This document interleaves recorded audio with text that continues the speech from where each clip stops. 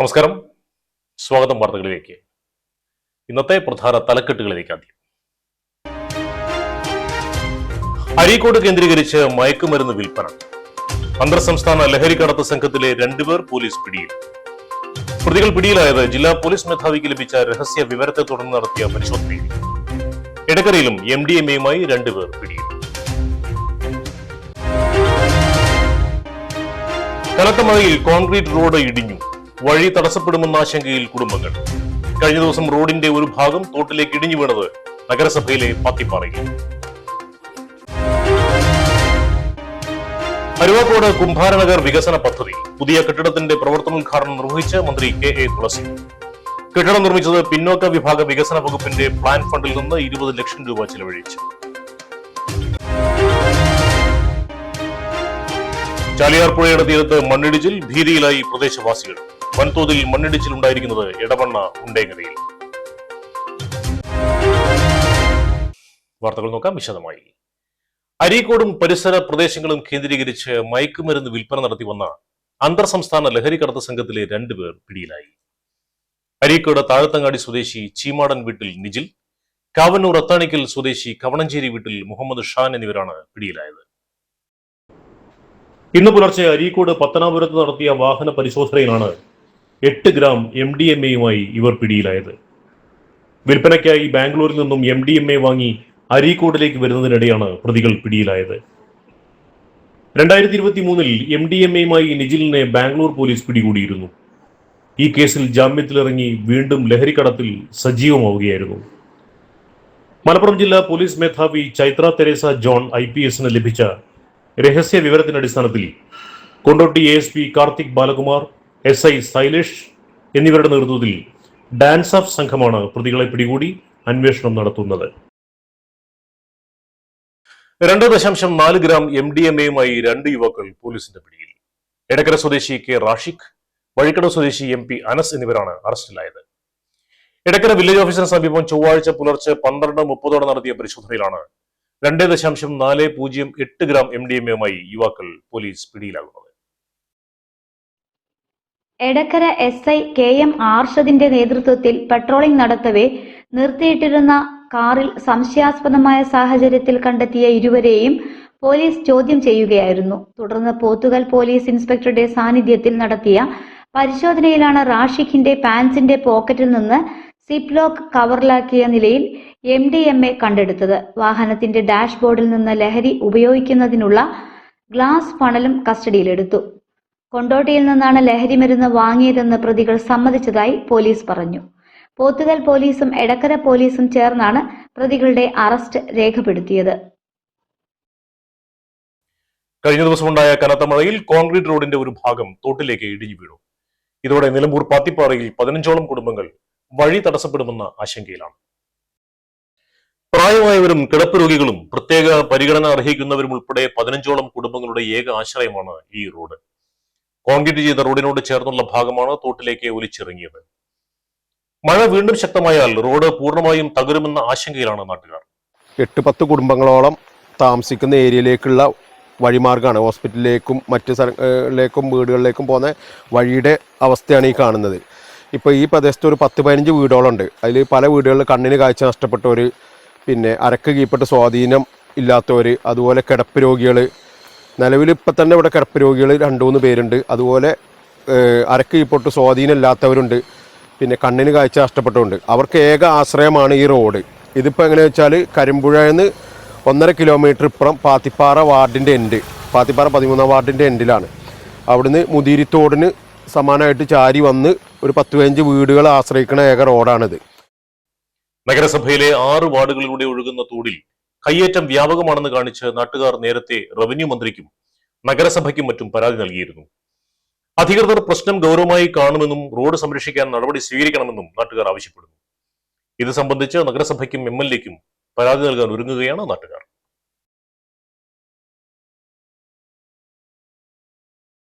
അരുവാക്കോട് കുംഭാരനഗർ വികസന പദ്ധതിയുടെ ഭാഗമായി നിർമ്മിച്ച കെട്ടിടത്തിന്റെ പ്രവർത്തനോദ്ഘാടനം പട്ടികജാതി പട്ടികവർഗ പിന്നോക്ക വിഭാഗ ക്ഷേമ വകുപ്പ് മന്ത്രി KA തുളസി നിർവഹിച്ചു.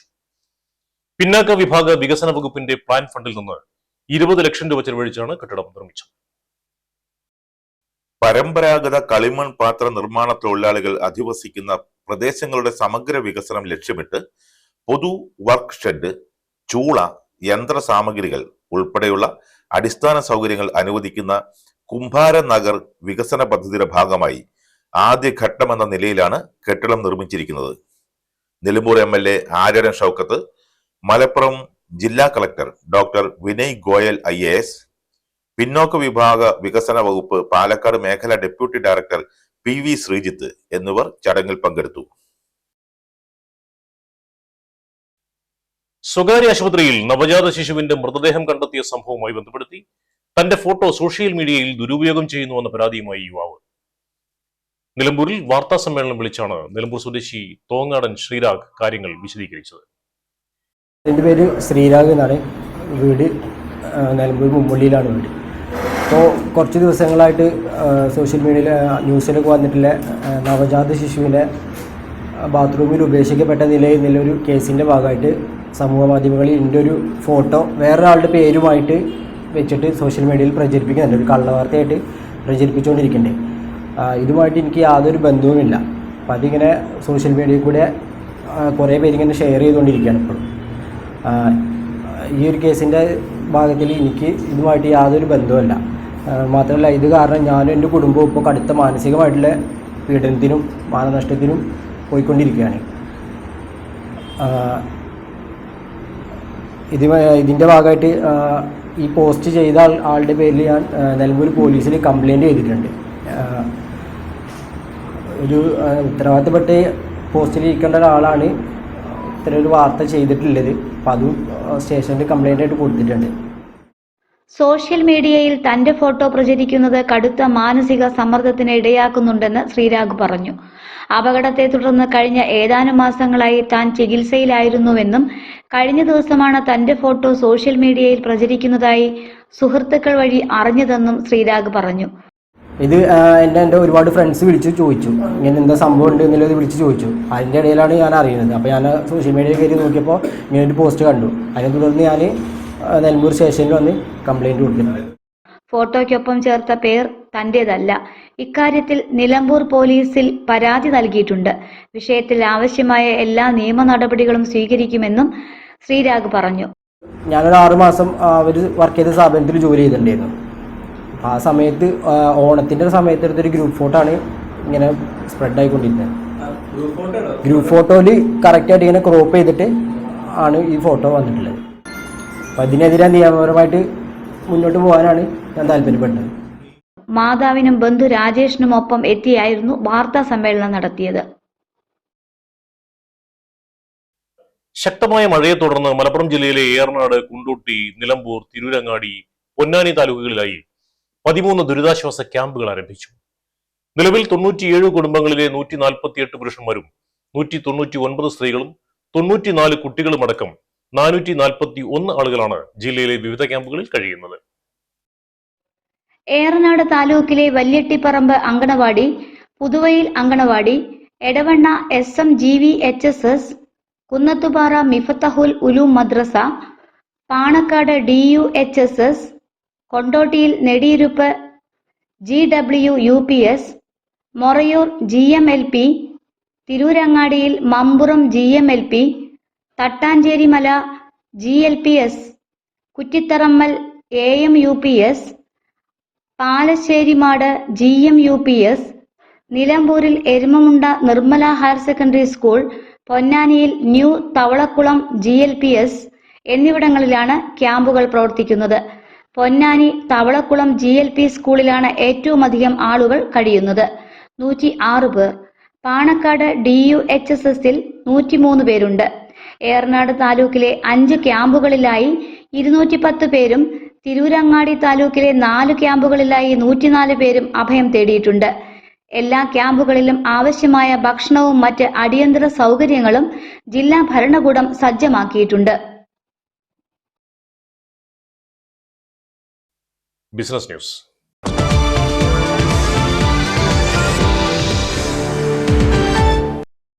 ജം ആൻഡ് ജ്വല്ലറി രംഗത്തെ വിവിധ മേഖലകളിൽ തനതായ മുദ്ര പതിപ്പിച്ച സഫ ജ്വല്ലറിയുടെ വണ്ടൂർ ബ്രാഞ്ചിൽ സഫ സ്വർണ്ണവർഷ ഗോൾഡ് പർച്ചേസ് സ്കീം നറുക്കെടുപ്പ് നടന്നു. സ്കീമിലെ ആദ്യ നറുക്കെടുപ്പാണ് നടന്നത്. വണ്ടൂർ ഗ്രാമപഞ്ചായത്ത് മെമ്പർ CT ചെറി നറുക്കെടുപ്പ് നിർവഹിച്ചു.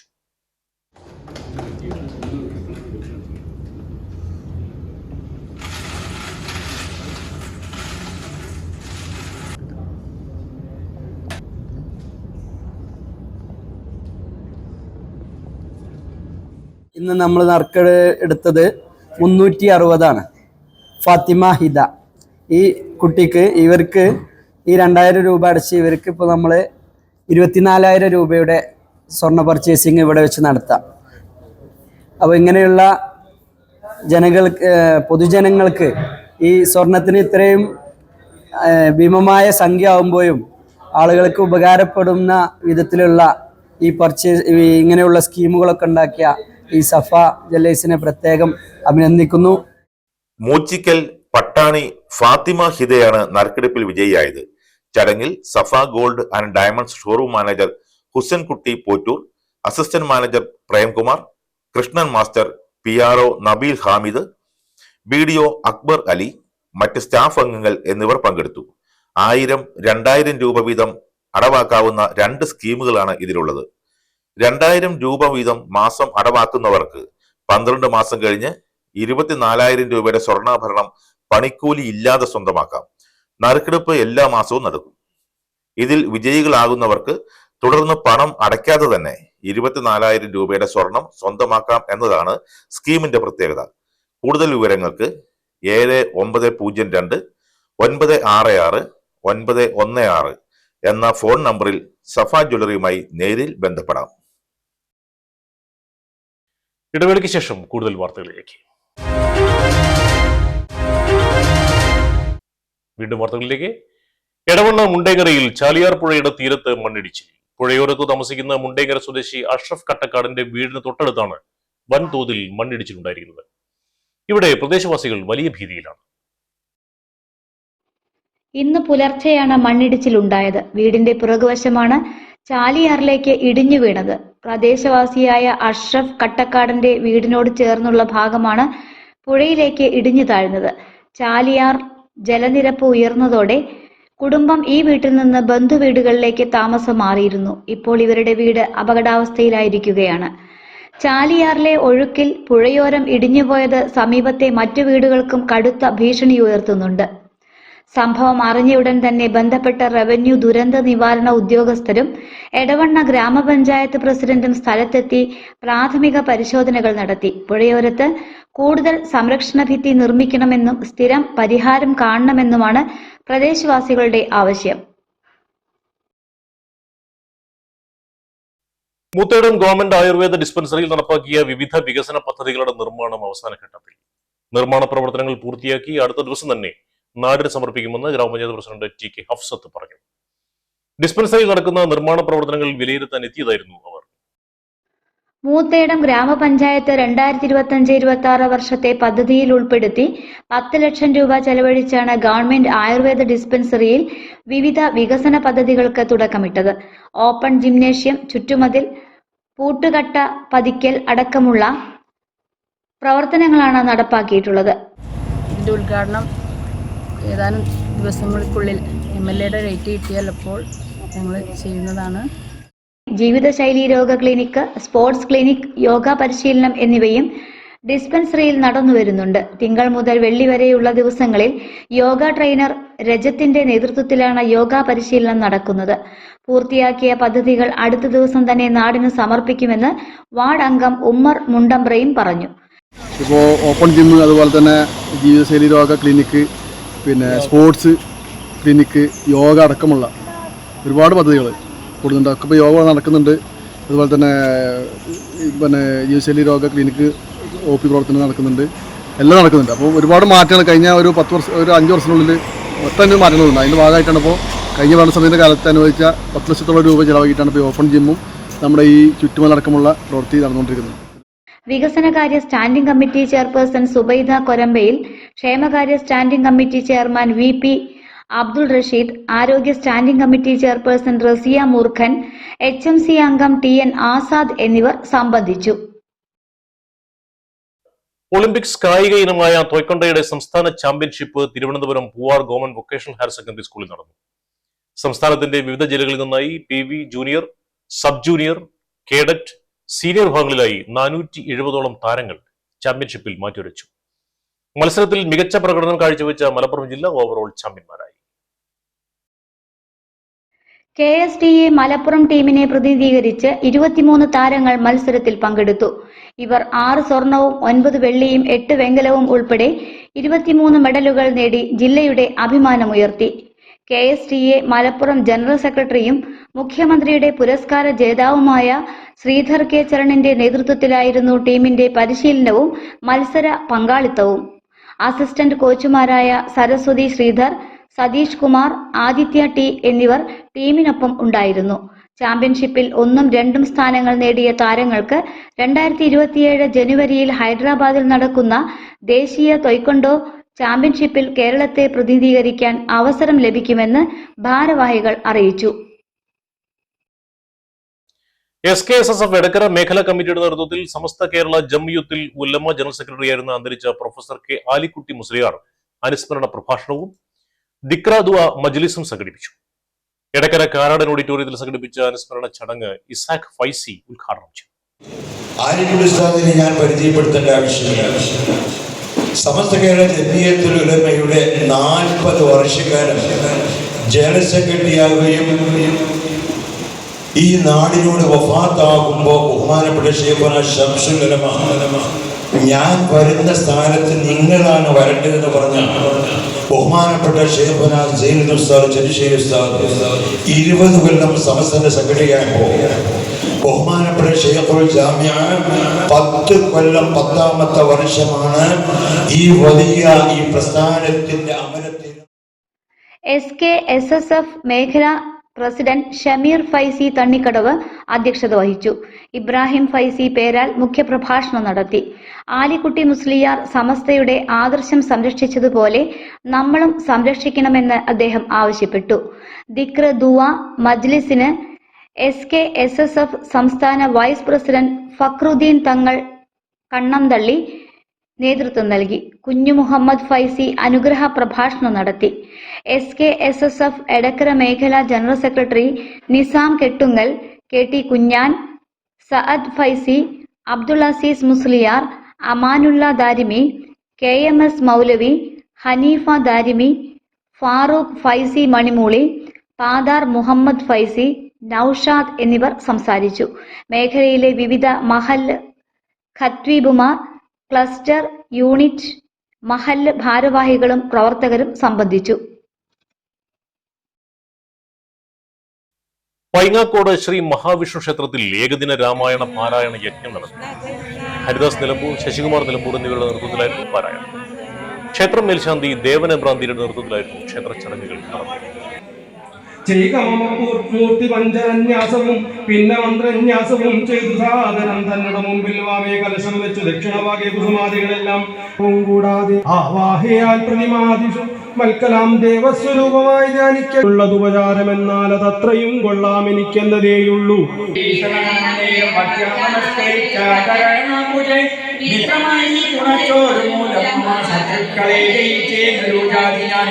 ആചന്ദ്രരാജകം ലങ്കയിൽ വാഴി നാശമരികളാലുണ്ടാകയില്ലതേ എന്നെയും അത്യുത്തമോത്തമം പ്രോക്തം അധ്യയനമായുള്ളവൻ മുക്തനായി വന്നീടും അത്തികേട്ടി മഹാദേവൻ ചേതസാസ്വാമിയെ ഞാൻ അദ്വൈനായോരാധിസ്വരൂപനെ കണ്ടു സത്യസാദാനന്ദ സത്യജ്ഞാനാനന്ദ. ഇടവേള ഒരിക്കൽ കൂടി. ഇന്നത്തെ പ്രധാന തലക്കെട്ടുകളിലേക്ക് ഒരിക്കൽ കൂടി. അരീക്കോട് കേന്ദ്രീകരിച്ച് മയക്കുമരുന്ന് വിൽപ്പന. അന്തർ സംസ്ഥാന ലഹരിക്കടത്ത് സംഘത്തിലെ 2 പേർ പോലീസ് പിടിയിൽ. പ്രതികൾ പിടിയിലായത് ജില്ലാ പോലീസ് മേധാവിക്ക് ലഭിച്ച രഹസ്യ വിവരത്തെ തുടർന്ന് നടത്തിയ പരിശോധനയിൽ. എടക്കരയിലും MDMAയുമായി 2 പേർ പിടിയിൽ. കനത്ത മഴയിൽ കോൺക്രീറ്റ് റോഡ് ഇടിഞ്ഞു. വഴി തടസ്സപ്പെടുമെന്ന ആശങ്കയിൽ കുടുംബങ്ങൾ. കഴിഞ്ഞ ദിവസം റോഡിന്റെ ഒരു ഭാഗം തോട്ടിലേക്ക് ഇടിഞ്ഞു വീണത് നഗരസഭയിലെ പാത്തിപ്പാറയിൽ. അരുവാക്കോട് കുംഭാരനഗർ വികസന പദ്ധതി. പുതിയ കെട്ടിടത്തിന്റെ പ്രവർത്തനോദ്ഘാടനം നിർവഹിച്ച് മന്ത്രി KA തുളസി. കെട്ടിടം നിർമ്മിച്ചത് പിന്നോക്ക വിഭാഗ വികസന വകുപ്പിന്റെ പ്ലാൻ ഫണ്ടിൽ നിന്ന് 20 ലക്ഷം രൂപ ചെലവഴിച്ചു. ചാലിയാർ പുഴയുടെ തീരത്ത് മണ്ണിടിച്ചിൽ, ഭീതിയിലായി പ്രദേശവാസികൾ. വൻതോതിൽ മണ്ണിടിച്ചിൽ ഉണ്ടായിരിക്കുന്നത് എടവണ്ണ ഉണ്ടേങ്ങരയിൽ. ഇതോടെ വാർത്താ ബുള്ളറ്റിൻ പൂർണ്ണമാവുന്നു. നമസ്കാരം.